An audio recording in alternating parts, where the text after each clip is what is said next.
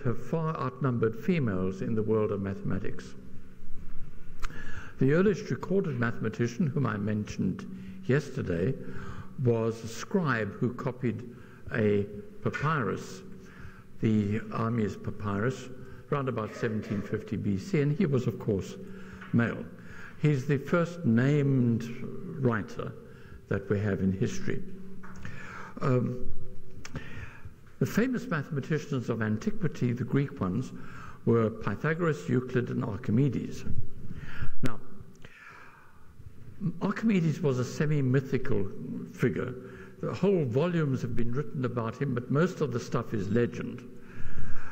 It appears that the Pythagorean Brotherhood, however, included women, although the majority were men. It is also said that Theano was the wife of Pythagoras, who wrote treatises on mathematics and cosmology. Absolutely nothing is known about Euclid. There's speculation that he may not have been an individual, but a committee who had decided to formalize all the known mathematics of the day into 13 books, known now as the Elements. As an aside, there is a modern example of a mythical mathematician who was in fact a committee. The name of that mathematician is Nicolas Bourbaki, invented by a team of French mathematicians in 1935. The object of that team was to rewrite the whole of mathematics from the ground up, and this team persisted into the 1960s and 70s. The group, as far as I can make out, was initially all male. Just getting back to Euclid, there's a feminist view that Euclid was female, based on the fact that you can't prove otherwise. A good deal is known about the third Greek mathematician, Archimedes, traditionally regarded as one of the three greatest mathematicians of all time. And for the record, those three after Archimedes were Isaac Newton and Carl Friedrich Gauss, German mathematician of the 1800s, all male. So mathematics has been a male-dominated area from the time of the Greeks. Then, in the 4th century, we come to our first female mathematician in recorded history. And this, of course, is a fanciful picture of her. We have no recorded pictures of her. She was the daughter of Theon of Alexandria, who was the top mathematician of his day. He wrote commentaries on Euclid and assisted by his daughter, Ptolemy's Almagest, which was the main astronomical treatise of the time. She was, in philosophical, theological terms, a Neoplatonist. This is about, as I say, 400 AD. The Greek traditions were still persisting in Alexandria, and she was not regarded with any great favor by the Christians in that time. She was brutally murdered by a Christian mob in 415 AD. As a result, many scholars in Alexandria left, and that marked the beginning of the end of the great center of learning of the Greek world. Hypatia was the subject of a historical novel by the Victorian historian and novelist Charles Kingsley, who is probably better known as the author of The Water Babies. I have a copy of Hypatia. I paged through it trying to find any interesting references to mathematics in it without any success. In 2009, there was a movie, Agora, starring Rachel Weisz as Hypatia. Moving on to Renaissance and past Renaissance times, we come to a French lady, Émile du Châtelet. She was a writer and mathematician of the French Enlightenment, who translated Isaac Newton's Principia Mathematica, originally in Latin, of course. She translated it into French. The translation, which was published posthumously in 1759, is still considered the standard French translation today. A little bit later than that, we have another French mathematician, Marie-Sophie Germain. She was a French mathematician who conducted an extensive correspondence under an assumed male name with the top mathematicians of the day, such as Lagrange, Legendre, and Gauss, whom I'd mentioned before. Gauss was extremely surprised and very impressed when he discovered that the correspondent was in fact female. She did pioneering work on Fermat's last theorem, which was one of the most famous unsolved problems of that time, continued unsolved at the end of the 1900s, end of the 20th century. My next example is Ada Lovelace. Two pictures there which I can't really reconcile as being of the same woman, especially with the rather prominent jaw on the portrait, the formal portrait on the right, which Ada herself didn't like. She was the daughter of Lord Byron, mad, bad, and dangerous to know. Ada had a remarkable background. She studied mathematics and collaborated with the computer pioneer Charles Babbage on developing his so-called analytical engine, the first programmable computer. She translated from the Italian a treatise on the computer, annotated it heavily, and she is today recognized as the first real computer programmer. My next example is not really a mathematician, Florence Nightingale, who as a child insisted on learning mathematics, so much so that her parents employed as tutor a man who became a very distinguished English mathematician, J.J. Sylvester.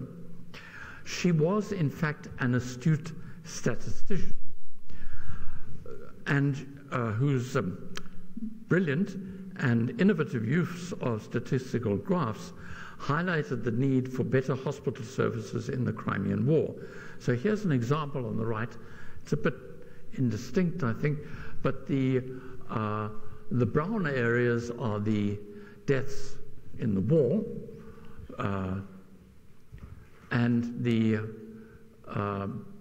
grey areas around the outside are deaths by disease. So that graph has huge impact. And she was the inventor of that style of graph, which we now term a pie graph, pie chart. Moving to the end of the 19th century, Sonia Kovalevskaya was a Russian mathematician who made noteworthy contributions to analysis, partial differential equations, and mechanics. She was the first woman to obtain a doctorate in mathematics in the modern sense of the word, and the first woman appointed to a full professorship in Northern Europe. Into the 20th century, we have a very famous figure, Emmy Noether. She's recognized as one of the most important women in the history of mathematics, and she was one of the leading mathematicians of her time.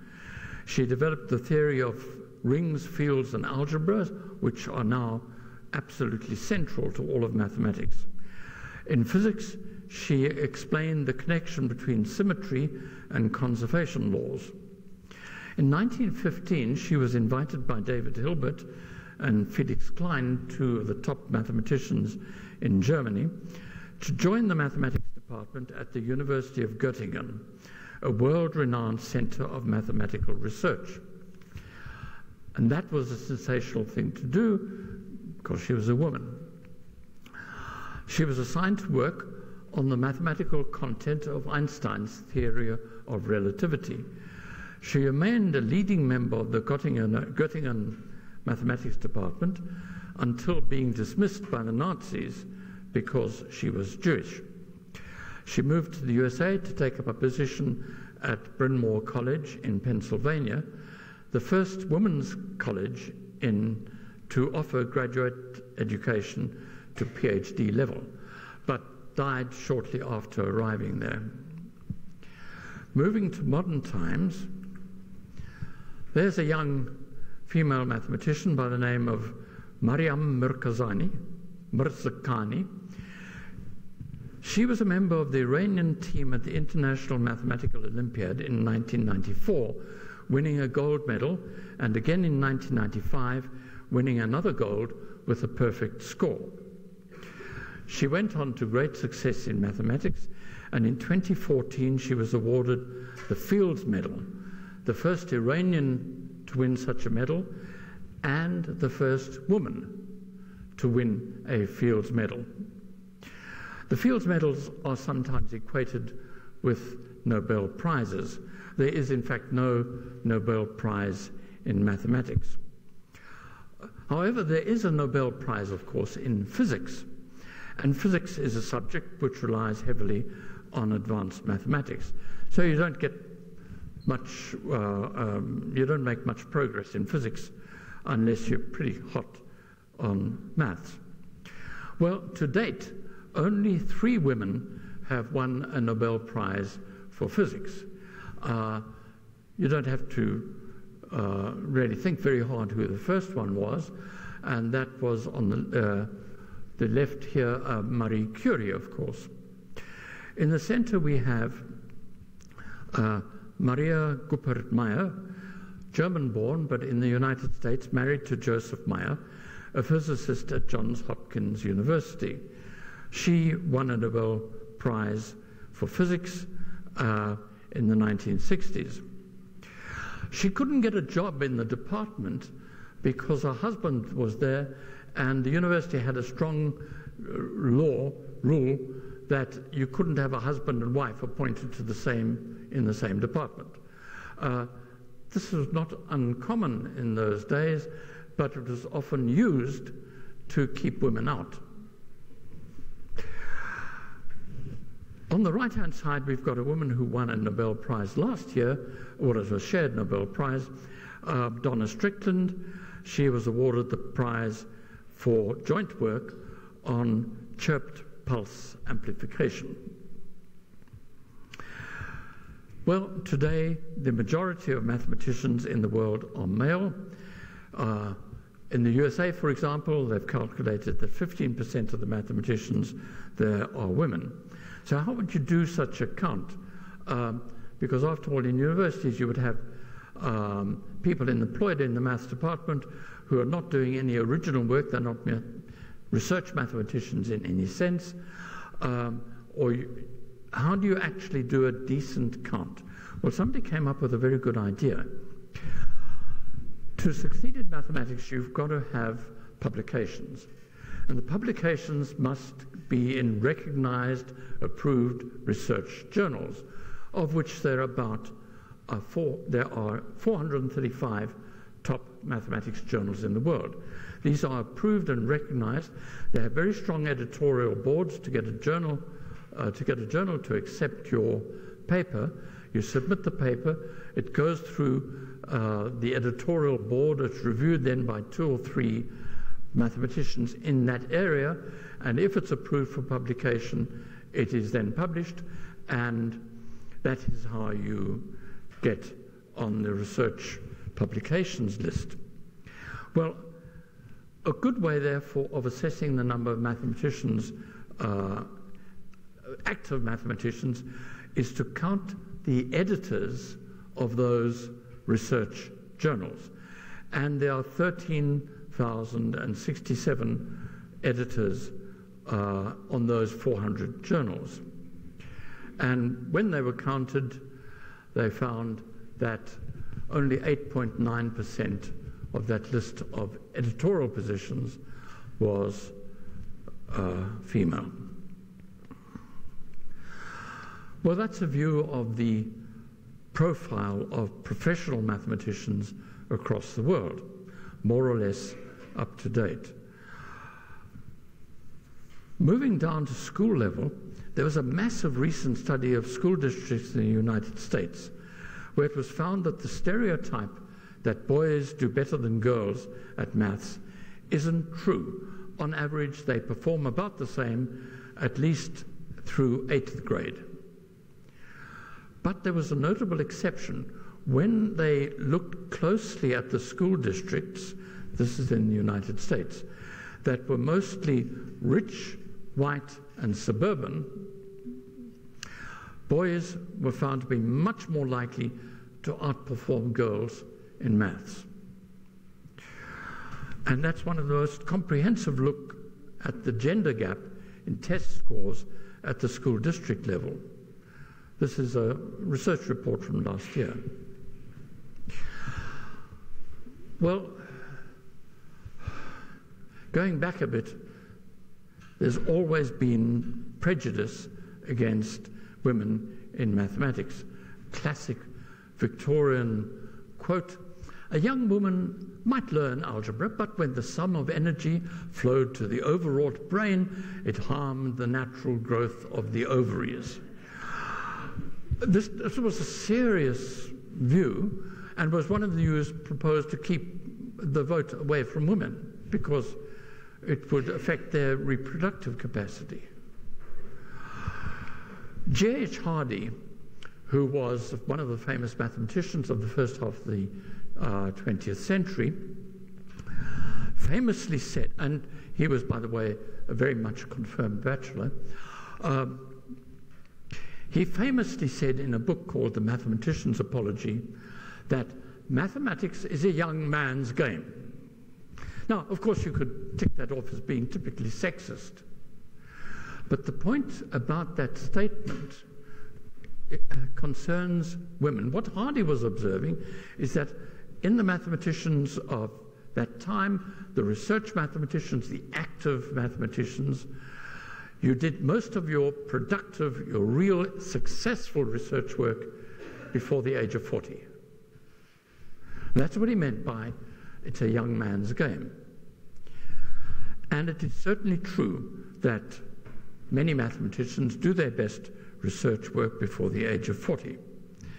This was applied particularly to Einstein, who after 1917 and the general theory of relativity did not have anything to match those levels of insight over the next 35, 40 years.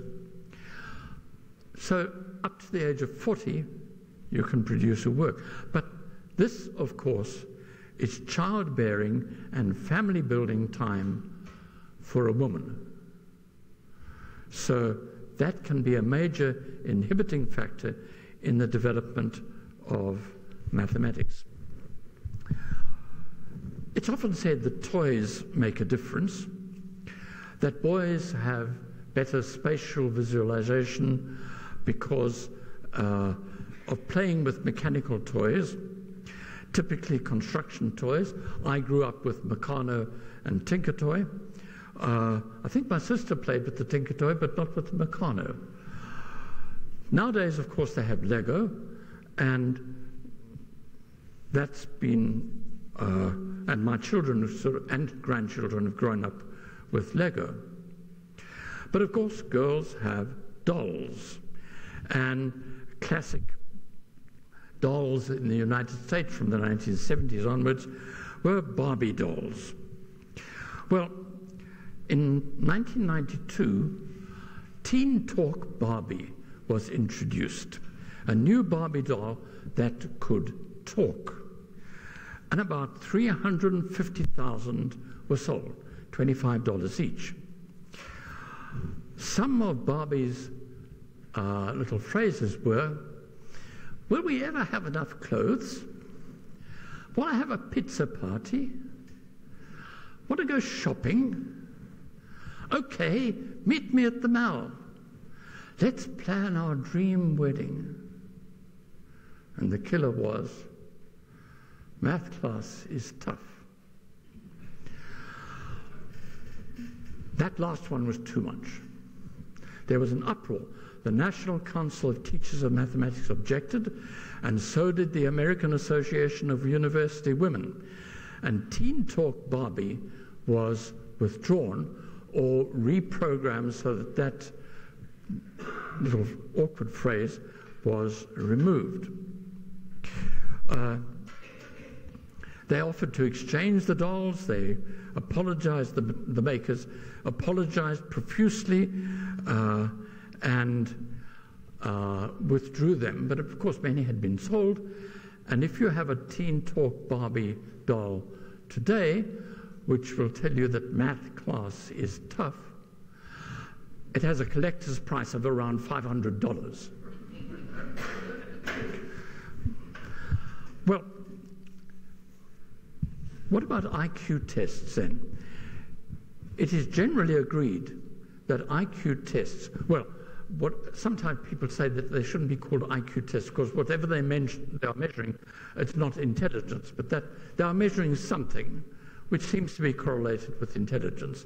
But IQ tests generally have the same averages for men and women. Average IQ set at 100 is the same.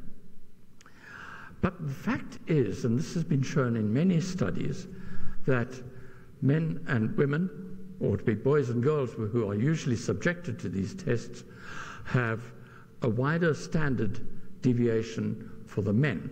This is not a very good graph. It's a bit fuzzy, and there are no units, but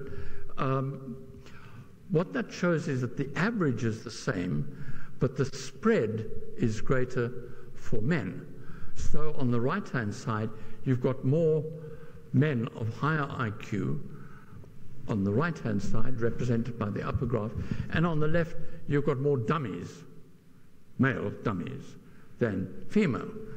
And this is a graph that has been found in many studies. Here's a more detailed graph where they analyze the differences, and you've got average intelligence marked in the middle. You've got male geniuses and more male anti-geniuses. And the sample size of this was 79,000, nearly 80,000 11-year-olds. And the point is you've got the spread. And to the right-hand side, you've got more males of higher IQ than females. And this is found in many different contexts. Well, mathematical ability can be measured in this way, but then people don't measure mathematical disability. Well, maybe they do now a little. Related to IQ is the issue known as dyslexia, or word blindness. It's a learning disability that impairs a person's fluency or comprehension accuracy in being able to read. The cause of this disability is associated with abnormal brain anatomy and function. Grey matter deficits have been demonstrated in dyslexics using structural magnetic resonance imaging. This deficit has been found in specific regions within the left hemisphere involved with language. And there is a higher prevalence of dyslexia in males than females. So now we're talking about the left-hand end of that spectrum. More males are dyslexic than females. And when you think about it, stammering is more prevalent in boys than in girls, ratio of about 4 to 1. Related to dyslexia, there's a concept known as Dyscalculia. It's a numerical version of dyslexia, and the two disabilities are often connected. Dyscalculia has been investigated only since the 1970s, and mainly on primary school children.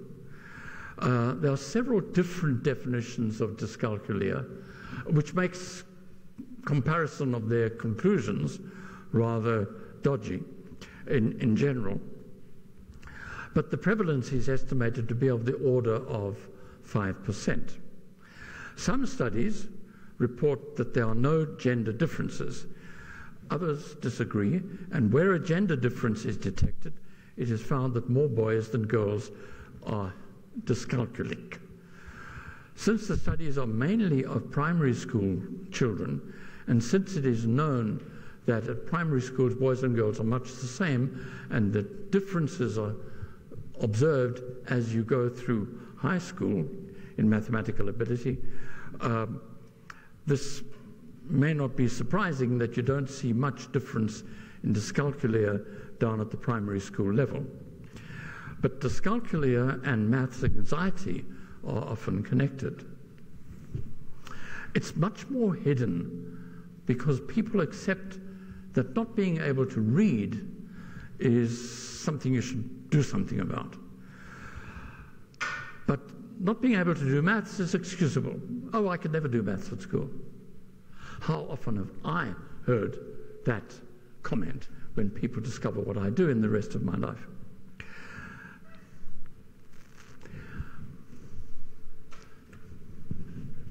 Here's a graph of dyslexia.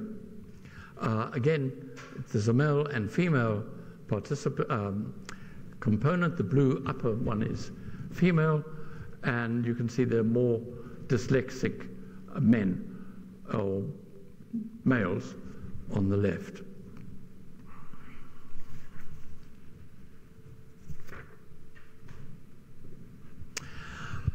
Phrenology. This was a wonderful subject in the 19th century. You went to a phrenologist and he felt your scalp, and he must have been quite a pleasant experience having your scalp gently massaged, and the bumps of this or that or the other were located, and all sorts of fancy theories were drawn up, absolutely nowadays regarded as a pseudoscience. Well, today we have instead the left brain, right brain theory, that we've got a left brain which is logic and a right brain which is creative. The left brain concerns numbers and language, and the right brain emotional intelligence and imagination and other things. Here's another version of the same sort of promotion of the concept. I am the left brain, logic, analytic, numerical, strategic, control, science, and on the right hand, art and passion and creative yearning and peace and all that. Well, this idea of left brain, right brain was pioneered by a man who won a Nobel Prize in medicine in 1981 for this, Roger Sperry. But more recently, there have been a lot of neuroscientists setting out to test this premise that there really is a left brain, right brain schism. But after a 2-year analysis, they found no proof that this theory is correct.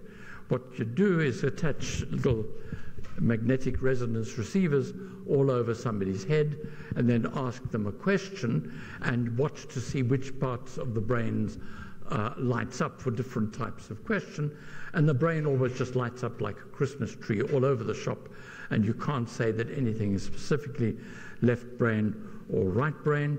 The human brain doesn't actually favor one side over the other. However, popular cultural exaggeration of these findings and courses which you can do to enhance your left brain or your right brain or bring them together in some magic way, you can do these courses at a cost. It's a very popular myth today. Definitely a neuro-myth, even though its origins are clear. Unfortunately, it's commonly believed in education, which is a pity. And there's another neuromyth that we only use 10% of our brains. There's no basis for this one at all. The only support for this myth comes from a story that Einstein is said to have told a journalist that he only used 10% of his brain. Like many Einstein stories, this has no basis in fact. far more reliable information on the way the brain works mathematically is found in this book, The Number Sense, by a prominent French clinical cognitive mathematician and psychologist with profound insights into how we do mathematics. Well, while the left brain, right brain theory can be debunked, one cannot ignore studies of left-handedness. And there's a big fat book written on the subject by Chris McNarness. And there's lots of stuff there. Now, it's certainly established that 11.6% men on the whole are left-handed and 8.6% of women are left-handed. So there's a ratio there of about 4 to 3. Why anybody is left-handed, nobody knows. There's certainly some sort of genetic aspect. Left-handedness can run in families.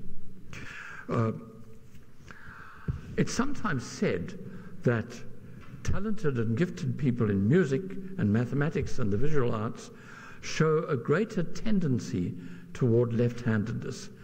But studies are contradictory. And today there are studies of this nature all the time, all over the world, all with different nuances, and very difficult to bring them all together into a unified response.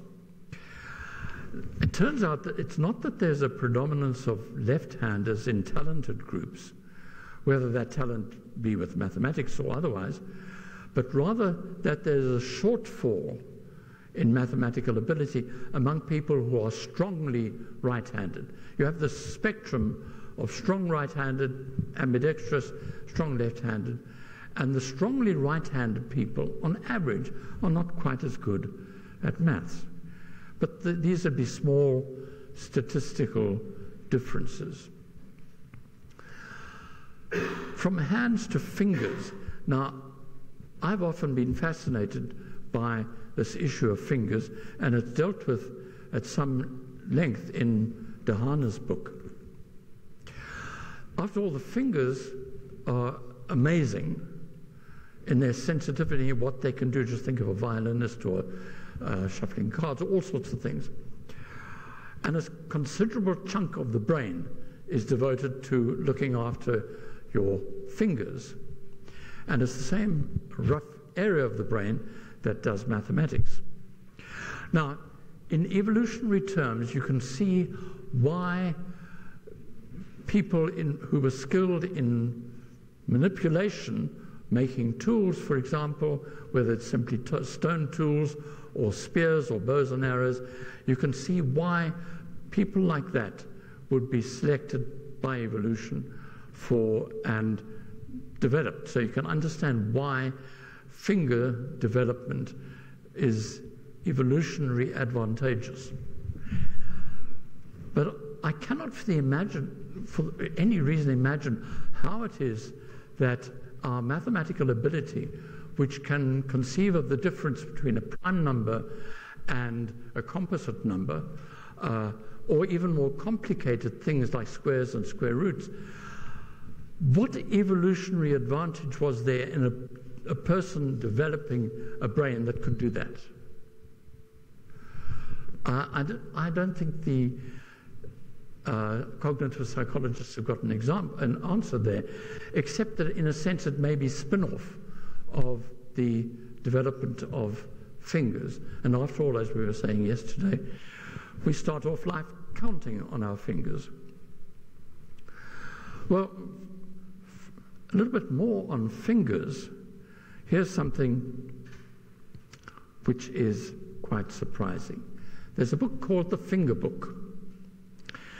This book, a serious study by a professor of psychology at the University of Central Lancashire, finds differences in the lengths of your index and fourth finger, and the ratios of these lengths can indicate mathematical ability. Now, here's something that you could easily do in school.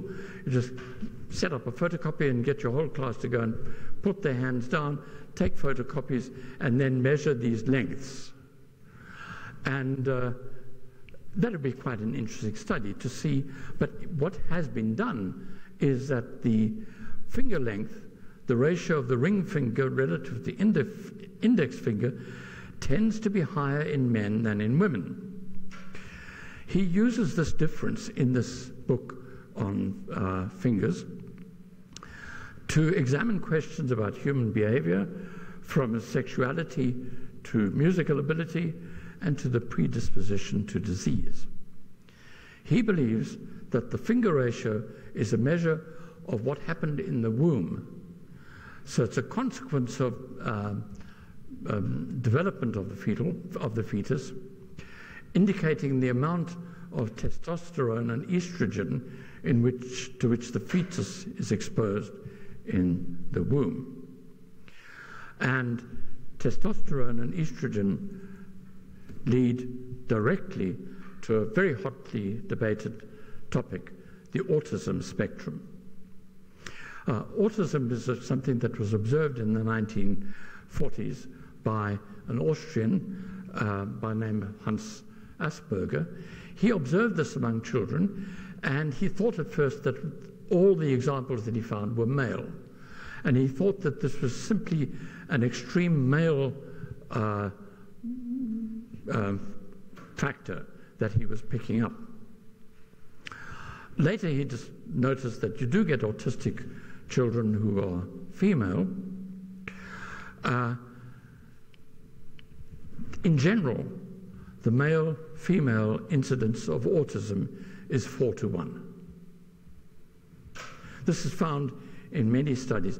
In the mild form of Asperger's syndrome, and again there's a wide spectrum here, in the mild form it may be as high as 10 to 1.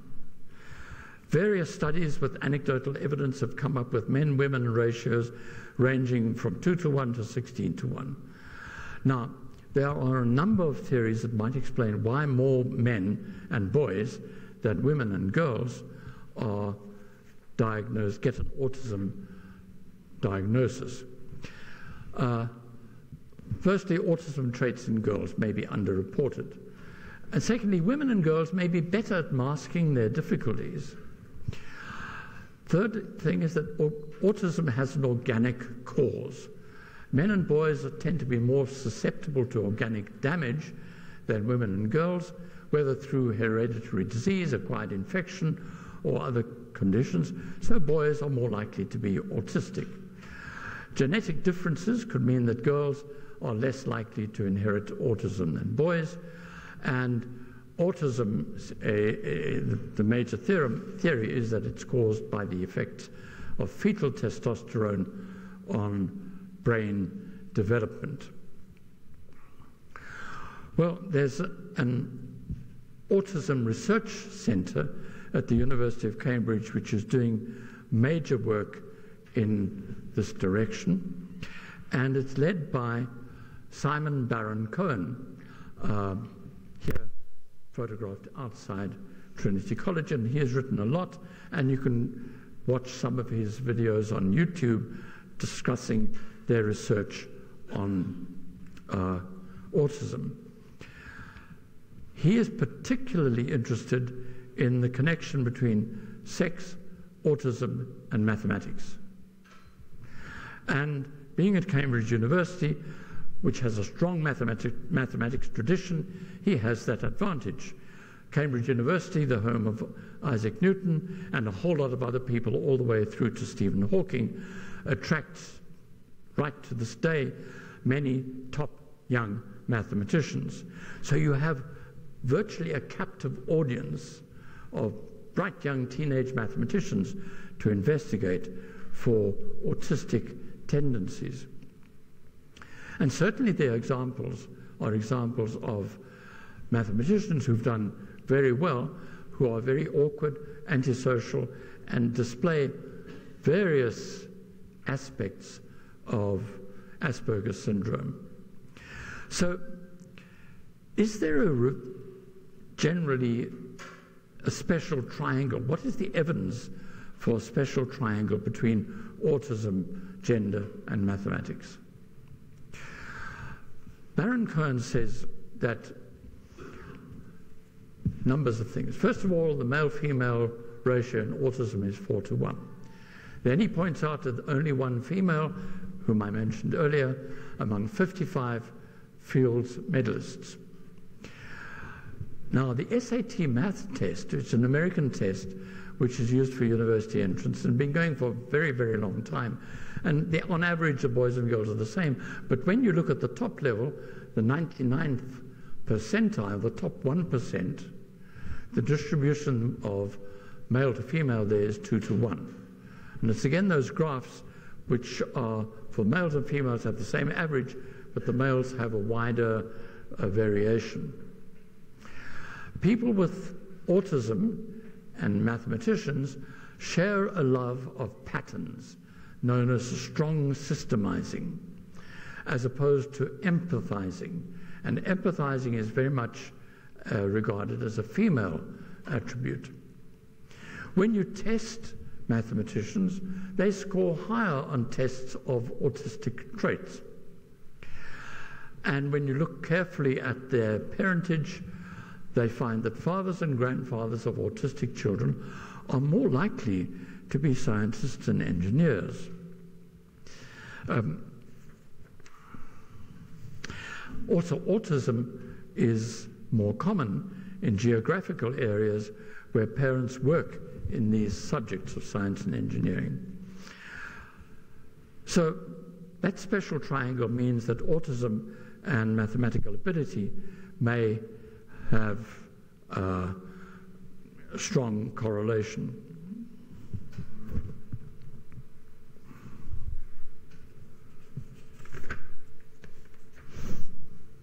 Well, there's a lot more written about autism, but I think I'm going to jump onto one other factor called the Turner syndrome. I didn't know anything about this. A Turner syndrome is a chromosomal deficiency confined to girls.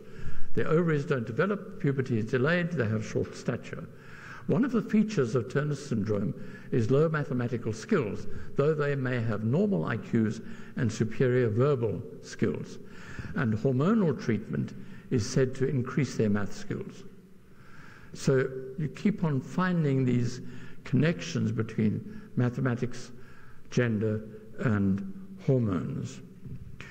But I must say that this is not my area of expertise, so I want to duck out of it as fast as possible to something that I do have some experience in, and that is in mathematics competitions and Olympiads. Now, gender differences in mathematical ability, and this has been found in the SAT tests and others, seem to be emphasized when you set novel questions that test insight, not the standard matric level questions which are purely mechanical. And boys do better than girls on those sorts of questions. So in maths competitions, we are always looking for questions that will test this sort of novel approach or insight. After last year's competition, there was a comment from a child, "Oh, I practiced for the competition by doing lots of previous papers, but the questions this year were quite different." I was delighted to hear that. So this might help to explain why we see gender gaps in maths-related careers, because they are often pursued by the higher performing students. So in the UCT maths competition, which is held every year, we get 7,000 or so taking part. I guess about half boys and half girls. And let's look at the results of the gold awards. So in each grade, which about 500 are writing, there are the top 10 get gold awards. So this year in 2018, in grade 8, 3 girls got golds and 7 boys. In grade 9, no golds for girls. Grade 10, 1 gold and 10 golds for the boys. 2 to 8 in grade 11 and 0 to 11 in grade 12. This is not uncommon. The statistics for the previous year